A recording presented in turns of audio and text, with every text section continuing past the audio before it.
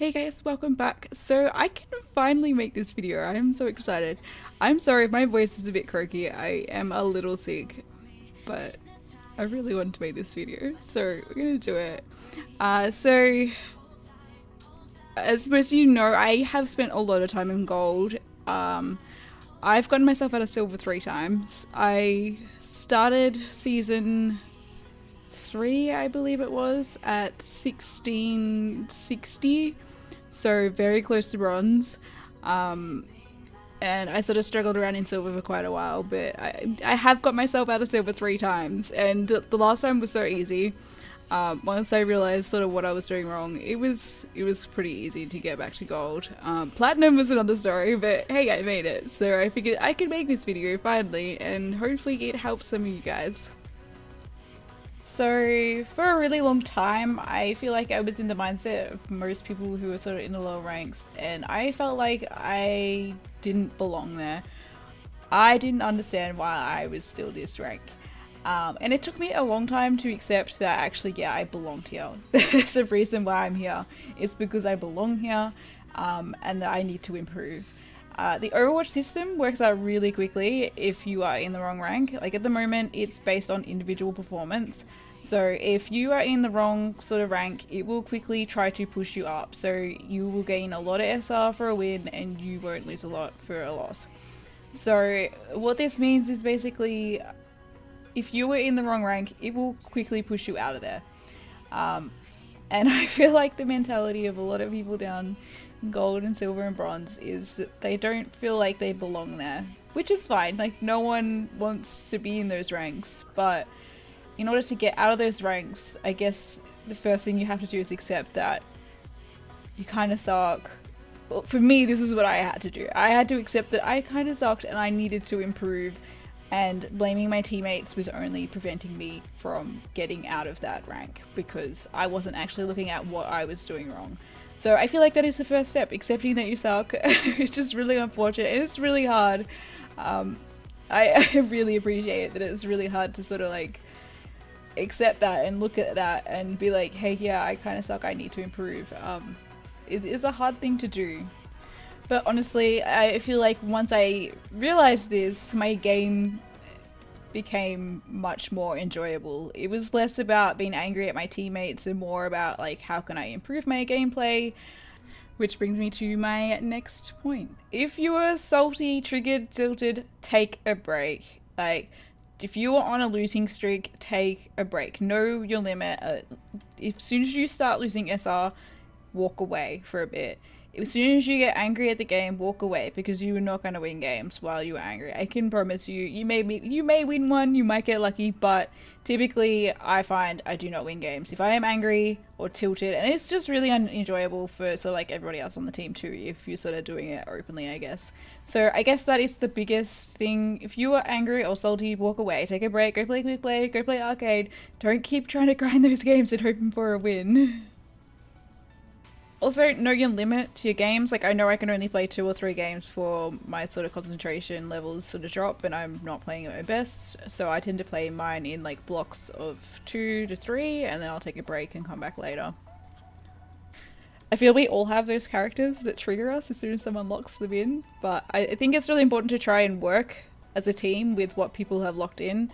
They've obviously locked in that hero for a reason. They obviously enjoy playing them, or they feel it's their best heroes. So I think it's better to try and work as a team and work around someone rather than trying to single them out and try and make them switch. Usually singling someone out and asking them to switch is kind of like saying that they suck, and it usually triggers them. So it really is better to try and just sort of work as a team and try and work around what people have picked. It's not always going to work, but you know, it's better than singling someone out and having them be salty and then potentially troll or worse. Play heroes that you're good at. Most people are only good at a few heroes, and flexing all the time means you're probably not going to be playing your best hero, and most people in competitive are going to be playing heroes that they feel confident with and basically they're their best heroes. So if you're flexing all the time and you're not playing a hero that you're confident with, you're already at a disadvantage. At lower levels, the meta doesn't matter that much. A lot of people say like 2-2-2 and insist on 2 tanks, 2 heals. I have done that, you know, but I have won with some like ridiculous team comps before. In saying that, you probably do need a healer, but again, like, I have won with some ridiculous team comps, so, you know, play heroes that you're good at. In saying that, I think it's really important to play heroes that are good all-rounders and don't have a high skill ceiling. For example, like Tracer, Genji, Hanzo are all quite hard to play. I feel like expecting to perform well in every situation with those heroes can be hard, especially at lower levels. The team comp just a lot of the time just doesn't really work around them. So I think it's best to have heroes like Reinhardt, Lucio, Soldier, especially Soldier, like you can heal yourself so you can self-sustain. It's really good to have those sort of heroes that you're really good at. At these levels, I feel, you know, you really want to concentrate on things like positioning, game sense, things like that. The real basics. And then as you go up, sort of get to know other characters better, and it will become easier to play those characters as you get better at the game. I think one of the most helpful things that I found was watching back my own gameplay, and it kind of happened by accident because I started doing YouTube, but I started to notice so many things, and I was like, oh god, wow. Because you're not really in the middle of like the gameplay, like you start to notice things that you wouldn't usually notice, and I start to pick up like so many mistakes. I also watched other people's gameplay as well. I find it a little bit frustrating to watch sort of high-end players. Like, obviously I do, but I typically find, you know, if I knew what they were doing better than me, other than like obvious things like aim, I would probably be already like trying to do it. So I do feel it is helpful, but I found it more helpful to watch sort of people who do coaching for people at my level. I found that more helpful. Typically those people were kind of making the same mistakes that I was, so it helped me to improve. I will link some of them down below. I cannot help other people. I know last time people asked me to like review their gameplay. I'm too lower level. I can tell you how I got to platinum and what things helped me, but I lack the skills to tell other people specifically what they are doing wrong. In saying this, sometimes it can be helpful to ask your friends, even if they're the same level as you. If they're sitting behind you, it could be that they're watching you make these mistakes and they've noticed them. It can be really helpful to have someone else's opinion. I find it very hard to sort of pinpoint what I am doing wrong, especially at the start. I really struggled to sort of work out what I was actually doing wrong without someone telling me exactly what it was. So it can be really helpful to have someone else's opinion. Even if they're at the same level, it could still be helpful. And I'm going to tell you, it sucks to hear it. It's, you know, it helps to listen and sort of be like, okay, I'm going to take this on board, even though it's kind of like, oh god, you're killing me. Alright, consider who you're queuing with, what times you're queuing, solo queue, group queue. Don't queue in a 5 or 6 stack. It's typically a lot harder, the games are harder. Especially if you're grouping with just sort of like using the team function to group up with randoms, there's a chance that you're going to get stuck against a team of people who play all the time together. You're already disadvantaged there. I guess also consider who you're queuing with. If you queue with the same person and you guys aren't making it anywhere, it doesn't really mean that either of you suck. It might just mean that you guys just don't have the right synergy to group together. Overwatch is such a team game, and sometimes if you just don't have the right team comp, it just doesn't work. So I guess for me what worked, stacking in 2s and 3s was good, but solo queue has probably been the most successful. I guess because if you can coordinate your team, you have more of an advantage over the other team where they might not be using mics, so I suggest using mic as well if you're solo queuing.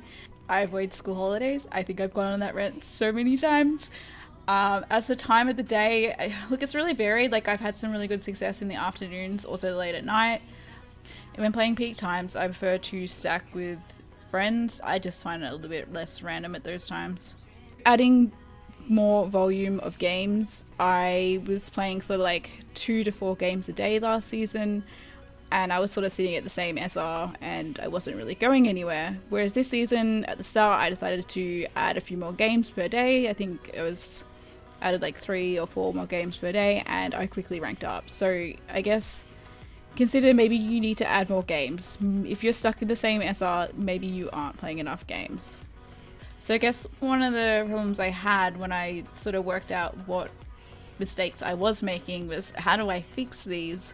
And it sort of became really hard to focus on all these problems that I had and how was I going to fix them. So I think it's important to pick one problem and work on it. For example, I really want to get better at Mercy this season, and honestly my positioning sucked. My reses were bad. Like, I've still got a long way to go, but I have improved. So like, I would focus on my positioning, where I was standing when I died. I'd be like, well, should I have been standing there? Should I have been standing somewhere else? And I just did that over and over again until I felt I had significantly improved in that. And then same with reses. Bad res, I just consider like, what could I have done different there? Should I have waited? Did I not res soon enough? Just things like that. And just focusing on one thing at a time, it makes it sort of less overwhelming.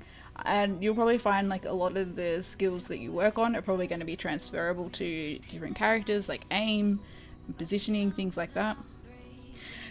Alright guys, I think that's it. I'm sure I've missed things. There were so many things that I had to sort of like focus on last season to improve. But it paid off, and I always struggled when I watched those videos of people who are very high level and they're trying to help you to rank up. And I'm just sort of like, you're really good at this game and you probably were really good at other first person shooters before you started playing this game.